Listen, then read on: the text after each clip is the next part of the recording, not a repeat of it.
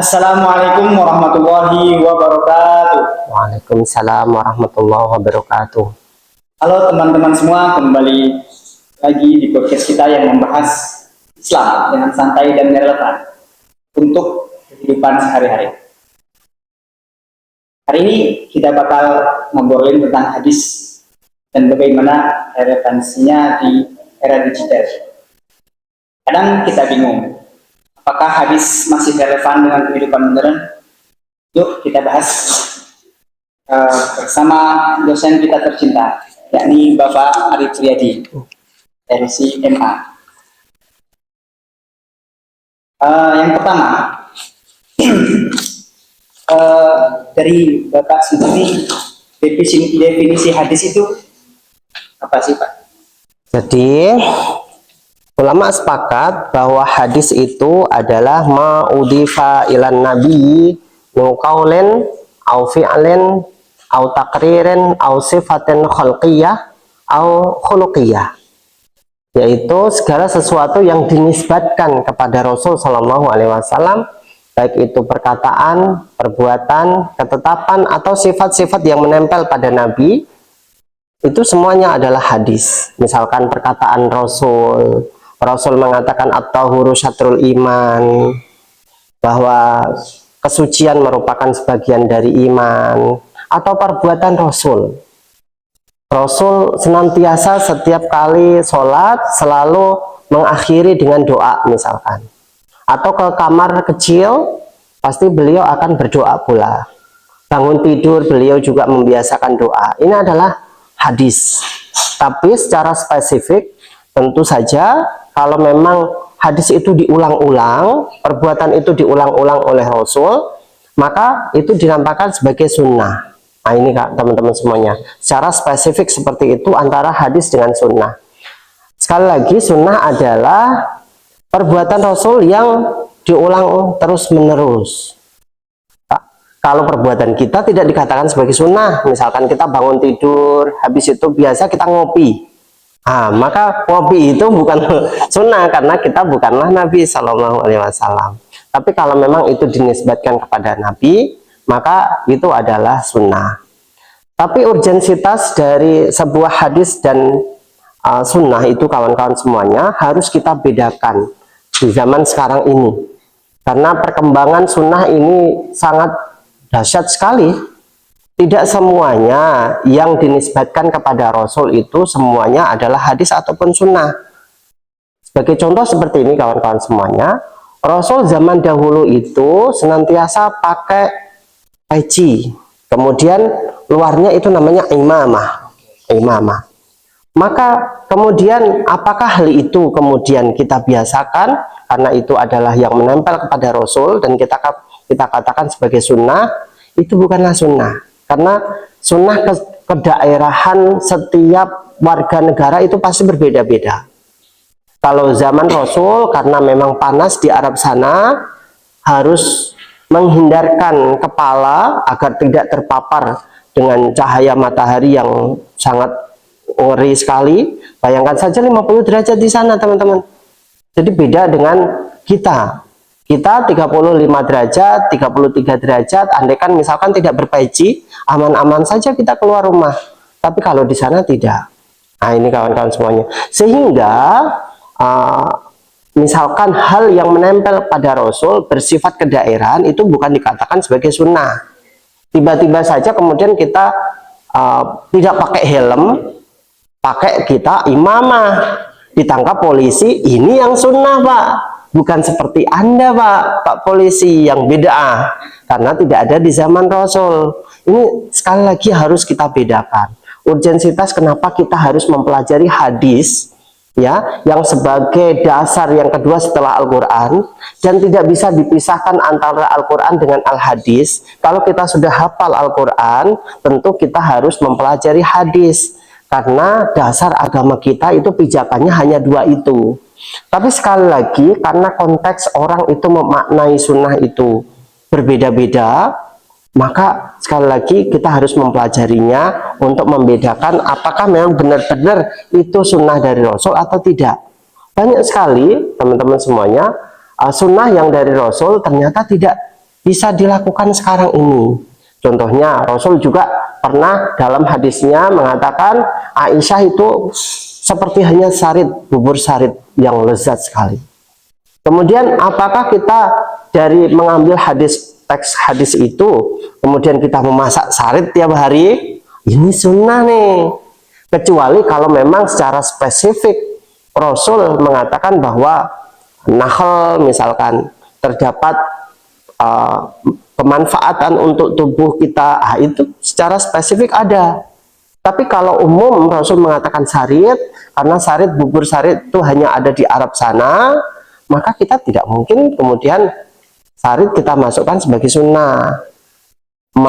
Nasi mandi misalkan, nasi Yaman misalkan, yang mungkin pernah dimakan oleh Rasul, ayam-ayam kebuli misalkan, khas orang Arab, atau roti is misalkan, itu tidak bisa kita kategorikan sebagai sunnah. Sunnah nih, makan sunnah ini, nggak bisa. Kemudian Rasul juga ketika waktu makannya pakai 3 jari ini, karena memang makanannya beda dengan makanan kita yang berkuah santan, sayur misalkan. Nggak mungkin kemudian kita makan sayur pakai 3 jari. Roti is pakai 3 jari, iya.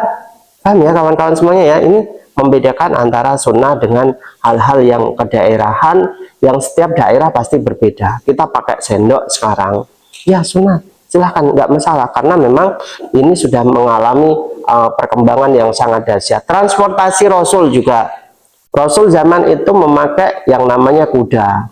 Apakah kemudian kita ke kuliah pakai kuda, nelek di mana-mana, nanti kampus kita kotor semuanya? Nggak mungkin. Kemudian unta misalkan, ini sudah mengalami perkembangan yang sangat signifikan.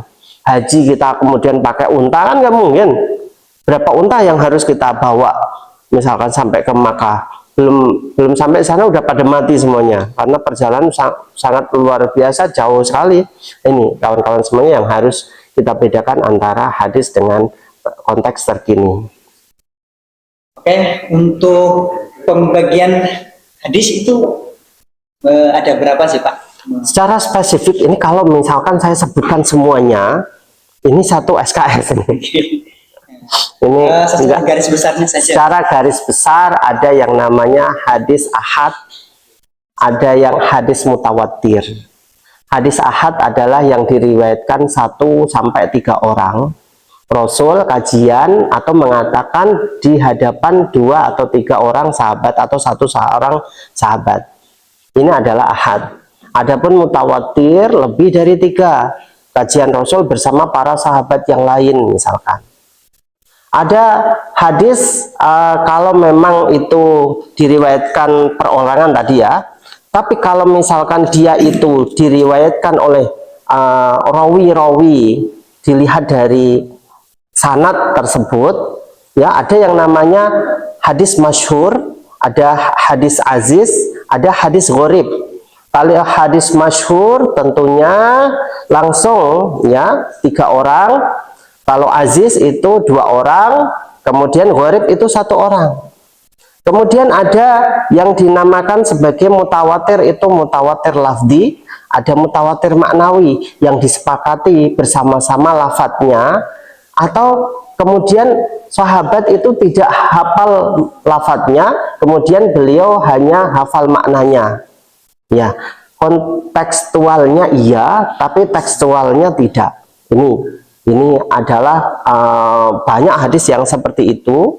Misalkan sab'atun yudilluhumullah fi dhillihi yauma la dhilla illa dhilluh. Ada 7 golongan. 7 golongan itu ada yang pertama imamun adil, ada yang pertama itu rajulun mu'allaqatan fil masajid dan lain sebagainya. Ini secara apa namanya garis besar 1 sampai 7 itu tidak ada yang sepakat habis itu ini, habis itu ini, habis itu ini, tidak. Ini maka karena dia itu tidak sepakat dalam lafadznya, maka itu adalah maknanya. Ada yang namanya dilihat dari kekuatan seorang dalam meriwayatkan, apakah itu baik atau kan buruk, maka disebut sebagai hadis makbul atau hadis do'if. Kalau memang hadis makbul, ada yang namanya sahih, ada yang hasan. Kalau sahih itu memang perawinya itu memang benar-benar dobit, tam, hafalannya cerdas sekali, sampai tua itu tidak lupa yang namanya hafalan. Ada yang namanya hasan, derajatnya di bawah sama sahih. Maka hadis sahih inilah yang kemudian dikategorikan sebagai hadis yang paling utama ya setelah Al-Quran, kitab yang benar-benar disepakati oleh seluruh ulama ya setelah Al-Quran itu adalah sahih. Nah ini kawan-kawan semuanya, ada yang doif karena sukutur rawi, karena salah satu rawinya itu ya tidak dikatakan sebagai orang yang benar-benar kredibel dalam pelafatan, periwayatan maksud saya, maka ini sebagai doif riwayah. Ada yang karena ta'anur rawi, karena dia ada sesuatu yang membuat dia itu tidak dapat dikatakan sebagai seorang rawi yang kredibel. Maka ini kawan-kawan semuanya, pembahasan ini sangat panjang sekali. Kalau saya sebutkan satu persatu tentunya panjangan podcast kita. Baik. Untuk pertanyaan selanjutnya, Iya. Apakah hadis ini masih relevan zaman sekarang, tentunya khusus untuk Gen Z? Ya, Gen Z. baik.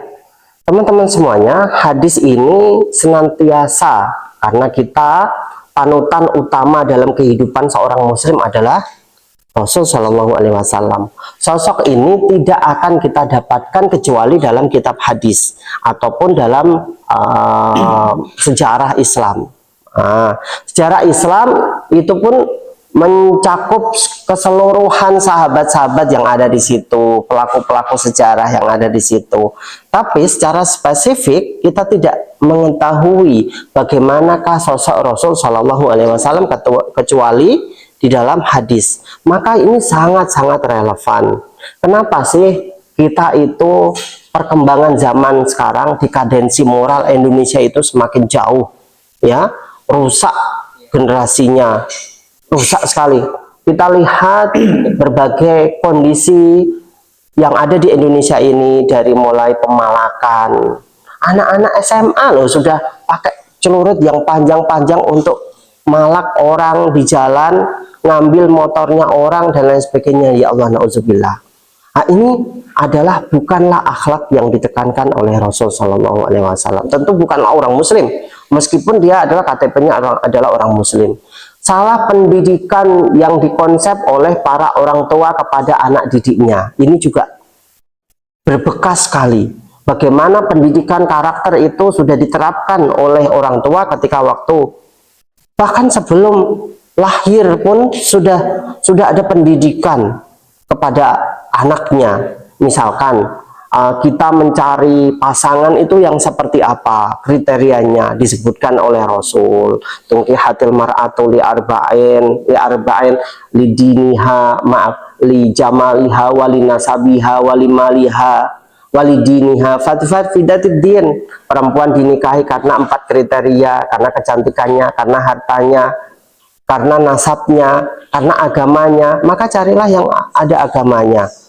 Sudah mencari memang benar-benar agama nih, perempuan yang baik, budinya, akhlaknya, pengetahuan ilmu agamanya baik, ketakwaannya seperti apa, sholatnya seperti apa, kepada orang tuanya dia mengatakan seperti apa, akhlaknya sudah terbentuk dan kita nikahi dia sesuai dengan sunnah Rasul. Inilah yang mendasari anak-anak ini nanti akan dididik oleh perempuan yang baik. Coba kalau misalkan kita cuma ketemu di Facebook, ya, rambut pirang, ya, pakaiannya compang-camping, apalagi yang mohon maaf yang lekuk tubuhnya itu sengaja diperlihatkan, memang cantik dia, ya, habis itu kita ajak nikah, bisa jadi anak kita akan seperti itu. Gambaran dari ibunya, cerminan dari ibunya, itulah yang akan mencermin kepada anaknya. Belum lagi ketika waktu sudah di kandungan, apa yang dibacakan oleh ibu kepada anaknya, ini sudah ada konsep-konsepnya di dalam hadis. Belum lagi pendidikan tarbiyatul aulad ketika waktu dia sudah masuk pada anak, bagaimana berbicara kepada orang tua, akhlaknya seperti apa, ya. Kemudian adribu auladakum, ya, salah khisalin, ya, bahwa alimu auladakum salah khisalin, ya, ajarilah anak kalian 3 hal, hubba nabiyukum, ya, wa hubba ahli baitihi wa qiraatul Quran. Itu 3 aspek itu yang mungkin bisa kita kenalkan kepada anak-anak kita kalau memang dia itu adalah dididik dari perempuan yang salihah. Tapi kalau memang dia itu tidak dididik, sekali lagi, dari perempuan-perempuan yang kriteria hadis tersebut, maka ujung-ujungnya na'udzubillah, bagaimana karakter itu tidak akan tampak, pendidikan Rasul tidak akan tampak kepada generasi kita. Hancurlah negara ini. Maka generasi kita, sekali lagi, silahkan belajar ulumul hadis, kemudian kita mempraktekkan. Yang paling penting adalah bagaimana kita mempraktekkan dalam kehidupan sehari-hari, itu yang paling penting. Karena pertama, ya, amalia seorang itu terlihat dari akhlaknya, bukan dari kecerdasannya, tidak, dari pendidikannya sampai doktor, profesor, tidak. Itu adalah nanti. Kalau memang kita sudah doktor, maka kita harus mengamalkan pendidikan itu sebaik mungkin dalam kehidupan sehari-hari kita. Saya kira itu penekanannya. Untuk pertanyaan selanjutnya, selama Bapak belajar dan mengajar kami di sini, menurut Bapak hadis yang sangat menarik dan sangat berkesan di hati Bapak itu hadis yang seperti apa dan apa? Ya, baik. Pasti teman-teman semuanya ada satu hadis yang dibuat pegangan dalam kehidupannya, ya. Betul, itu juga saya lakukan sejak dahulu. Saya teringat satu hadis dan akan senantiasa mempraktekkan hadis itu dalam kehidupan saya pribadi ataupun keluarga saya, yaitu khairun nas anfa'uhum linnas. Baik-baiknya manusia bukanlah yang profesor, tidak, bukanlah yang gelar dokter, tidak, bukanlah yang cantik, tidak, bukanlah yang tampan, tidak, tapi yang bermanfaat untuk orang lain. Kehidupan kita ini, kawan-kawan semuanya, akan senantiasa berkembang. Kita akan menjadi seorang di mata masyarakat, nanti pemimpin di mata masyarakat, maka penekanannya sangat penting sekali untuk kemanfaatan. Bagaimana kita menjadi seorang pemimpin tapi bermanfaat untuk orang lain. Ini sangat penting sekali. Karena kita hidup hanya sekali, ya, dan gunakan kehidupan kita untuk sebaik-baiknya, bermanfaat untuk orang lain. Kita tidak mungkin seperti halnya ayam yang cuma hidup, numpang hidup di dunia ini hanya sementara waktu. Dia punya rumah, ya, kandang maksud saya, kan sama rumah, ya, punya anak, dia punya suami, ya, bisa hubungan biologis, cuma itu saja, bisa makan. Apakah manusia hidup cuma sesimpel itu? Saya kira tidak, kawan-kawan, ya. Tidak, sekali lagi tidak. Bermanfaat untuk orang lain, inilah yang sangat penting sekali, yang ditekankan oleh Rasul Shallallahu Alaihi Wasallam.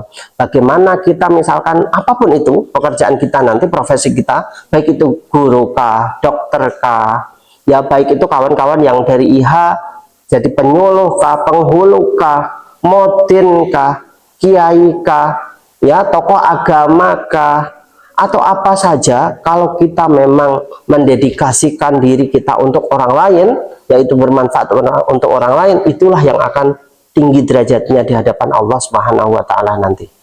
Dan itulah yang akan dikenang oleh masyarakat. Manusia mati meninggalkan nama, gajah mati meninggalkan gading, tentunya seperti itu. Manusia mati meninggalkan nama. Nama kita inilah yang akan dikenal oleh masyarakat. Oh, orang itu loh yang baik hati. Dulu, ya Allah, kenapa kok dipanggil lebih cepat dari kami, padahal orang itu baik akhlaknya, senantiasa mendermakan hartanya kepada orang lain, kepada masjid, membangun pesantren dan lain sebagainya. Nama itu yang akan dikenal, kawan-kawan semuanya. Sekali lagi, kita hidup hanya sekali, gunakan yang sebaik-baik mungkin. Saya kira itu. Oke, untuk pertanyaan selanjutnya, ya Pak. Di era yang digitalisasi ini yang sudah mengakar di kehidupan masyarakat, khususnya bagi Gen Z. Media sosial merupakan kebutuhan yang sangat pokok dalam menjalani kehidupan. Nah, bagaimana cara kita dalam memilah dan memilih hadis agar mengetahui hadis itu doif ataupun hadis itu sahih? Karena sekarang kan Gen Z ini istilahnya sukanya yang instan-instan. Ya, betul. Jadi ketika mengambil sebuah ilmu itu pasti Yang dia instan. langsung instan dan langsung diterapkan di kehidupan seharian. Betul. Jadi bagaimana agar kita mengetahui itu hadis doif ataupun hadis sahih? Baik, media sosial kawan-kawan semuanya, memang setiap hari jutaan orang boleh mengupload video ataupun status, gambar, baik itu gambar yang baik atau gambar yang buruk sekalipun. Semuanya bebas. Memang ada undang-undang IT. Hanya saja kemudian apakah negara di sini adalah polisi, ya hakim, pengadilan, kemudian langsung menangkap orang-orang yang bisa mengupload sesukanya yang menjatuhkan moral bangsa, misalkan postingan video yang mohon maaf pakaian tidak berpakaian misalkan, atau pakaiannya minim misalkan, yang mengumbar syahwat misalkan. Ini kan menjadi polemik yang tersendiri bagi kita.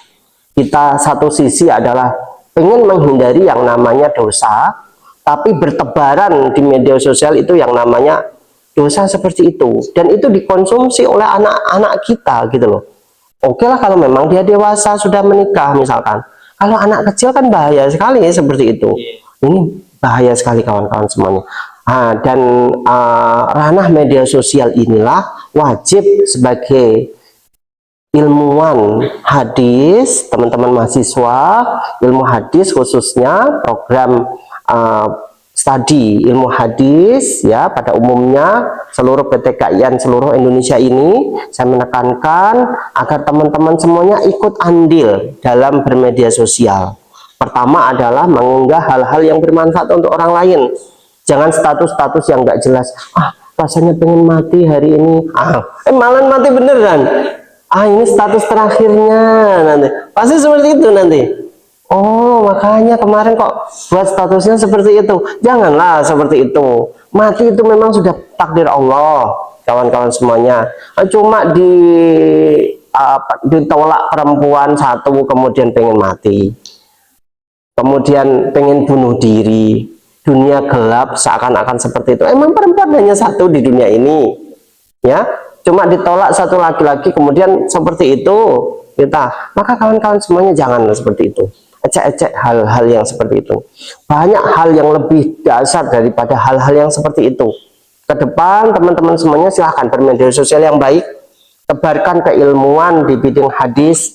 Kita menyampaikan hal-hal yang bermanfaat untuk orang lain, ceramah-ceramah agama, hadis-hadis yang bermanfaat untuk orang lain, yang terhindar dari hadis-hadis yang doif tentunya, ataupun maudhu. Bahkan maudhu itu sudah tidak ada dari mana kitabnya, perawinya pun nggak jelas. Misalkan al-badinjan dawaun min kulida, ya terong itu adalah obat dari segala penyakit misalkan. Padahal itu yang ngomong nggak ada siapa perawinya. Perawinya ya mungkin ya penjual terong ketika waktu itu untuk mempromosikan terong-terongnya seperti itu. Maka ini harus dihindari. Tentunya yang paling bisa menyampaikan adalah pakar-pakar di dunia ilmu hadis, yaitu mahasiswa-mahasiswa ilmu hadis. Silahkan bermedia sosial yang baik, kembangkan keilmuannya selama kita mengajak kebaikan orang lain. Kemarin saya melihat mansoma Ramadan imanan wahtisaban, ada kawan kita yang mengajak seperti itu. Barang siapa yang berpuasa Ramadan, dia iman, dia mengharapkan pahala kepada Allah, maka akan dihapuskan dosa-dosanya. Disampaikan terjemahannya, disampaikan syarahnya seperti apa, sangat bagus sekali, mendidik sekali. Ini selama video itu masih ada, ganjaran kita mengalir terus kawan-kawan semuanya. Karena man sanna sunnatan hasanatan falahu ajruhu.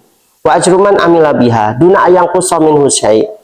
Orang yang mengamalkan, yang kita ajak, ya, orang mengajak kebaikan, orang lain mau diajak kebaikan, kemudian melakukan kebaikan tersebut, kita dapat pahala orang tersebut. Meskipun kita tidak melakukannya, tapi transferan pahala itu masuk ke rekening kita di akhirat nanti, Masya Allah. Selama orang lain bisa kita ajak, semakin banyak kita mengajak orang lain di video, di media sosial, TikTok, Twitter, Instagram, wa akhwatuha itu, silahkan bisa kita ajak sebaik-baik mungkin. Agar apa? Agar menghindari yang namanya media sosial yang kurang baik, ya. Agar kita bisa mensterilkan nih, setidaknya apa sih peran kita sebagai ilmu hadis nih. Nanti ketika waktu mati kita ditanyakan oleh Allah di akhirat nanti, apa peranmu di media sosial nanti? Bukanlah SAG kita yang akan ditanyakan oleh Allah. Gelarmu untuk apa, ini loh yang akan ditanyakan oleh Allah. Oh, saya sudah mengupload 100 video ya Allah, ribuan video ya Allah, status-status yang baik ya Allah, untuk mengajak orang kepada kebaikan. Itulah ganjaran yang akan kita terima. Meskipun kita cuma mengupload, kawan-kawan semuanya, tidak melakukan, misalkan besok silahkan puasa sunnah ya, ganjarannya sekian sekian sekian, tiba-tiba kita ketiduran, nggak sahur misalkan. Orang yang kita ajak ternyata ratusan orang yang mendengarkan video kita dan mau kita ajak, mereka mentransfer ganjaran pahala yang begitu dahsyat kepada kita, meskipun kita tidak terasa nih. Jadi sedekah itu bukan hanya sedekah melalui uang, kawan-kawan semuanya. Senyuman juga sedekah, video kita juga bisa menjadi sedekah. Ya, kullu ma'rufin shadaqah. Setiap hal yang kebaikan itu adalah sedekah. Tapi hal-hal yang buruk tentunya lawan kata dari sedekah. Kejahatan itu, mungkar, kemungkaran itu. Saya kira itu. Oke. Untuk pertanyaan yang terakhir, apakah Bapak pernah menemukan sebuah hadis yang sangat terkenal ataupun masyhur sekali di kalangan masyarakat? Namun ketika Bapak mendengar ataupun menilai hadis itu hadis dhaif, gitu. Bagaimana Bapak menanggapi hal tersebut? Ya, baik. Banyak sekali hadis dhaif yang berkembang di masyarakat, teman-teman semuanya. Terutama adalah an-nadhafatu minal iman. Itu pasti kita kenal hal itu di waktu kita kecil. TK bahkan sudah diajarkan oleh orang tua kita. Nah, an-nadhafatu minal iman. Nah, bahkan itu ditulis di depan kamar mandi, an-nadhafatu minal iman. Tapi ternyata aspek hadisnya tidak ada di situ. Jatuhnya adalah pada bukan maudhu ya, dhaif sekali, dhaif jiddan. Hanya beberapa kitab hadis itu pun tidak masyhurah. Sehingga sekali lagi hadis itu bermuncul dari mana? Misalkan munculnya adalah dari at-tahuru syatrul iman. Kesucian adalah sebagian dari iman. Antara kesucian dengan kebersihan itu sangat-sangat jauh sekali. Mungkin bisa jadi negara-negara Jepang itu memang bersih dia. Yang namanya Singapura itu bersih memang dia, nggak ada kotoran di sana. Memang negara maju seperti itu. Kemudian Jepang karena memang negaranya sudah teratur, ya, penduduknya sedikit, cuacanya dingin pula, nggak seperti halnya kita atau negara Arab yang banyak debunya, banyak hujannya dan lain sebagainya. Ini berbeda konteksnya. Maka memang dia negara yang bersih, tapi bukan berarti dia adalah suci. Karena pipisnya, kadang pipis orang disiram, terus anggar pakai tisu langsung tatoan misalkan ya, bercelana, itu kan aspek kesuciannya tidak ada. Maka ini kawan-kawan semuanya antara suci dengan bersih ini sangat berbeda sekali. Seperti halnya juga dhaif juga al-jannatu tahta aqdamul ummahat. Ya, surga itu ada di bawah kaki ibu. Padahal hadisnya ini ada salah seorang sahabat yang izin perang oleh Rasul. Jangan. Apakah engkau mempunyai ibu? Ya, saya mempunyai ibu. Sudah tua, sudah nggak ada yang merawat, nggak ada. Ya, ilzam rijlaiha, taatlah engkau di bawah kakinya, ilham rijlaiha. Intinya di situ tetaplah engkau di rumah dan taati beliau, nggak usah ikut perang. Karena kalau ente mati nih, ibumu nggak ada yang kerawat nih nanti. Ini sangat luar biasa sekali hadis ini. Tapi kemudian berkembang di situ, ya, al jannatu tahta aqdamil ummahat, ya, surga ada di bawah telapak kaki ibu. Padahal nggak ada, kalau kita lihat kaki ibu kita itu hitam-hitam malah ya, jadi nggak ada. Baik, itu saya kira itu. Oke. Mungkin itu saja ya. Sudah tidak terasa sampai di penghujung episode dari obrolan tadi yang penuh hikmah. Semoga apa yang beliau sampaikan ataupun beliau haturkan bisa bermanfaat untuk kita. Amin, amin, amin. Dan di sini kita tahu bahwa hadis bukanlah tentang teks dan bukan tentang sejarah saja. Namun hadis ini akan tetap relevan di zaman era digital ini. Mungkin itu saja yang saya sampaikan. Terima kasih untuk Bapak Arif Riyadi LCMAG atas penyampaiannya. Kurang lebihnya saya mohon maaf. Assalamualaikum warahmatullahi wabarakatuh. Waalaikumsalam warahmatullahi wabarakatuh. Nah.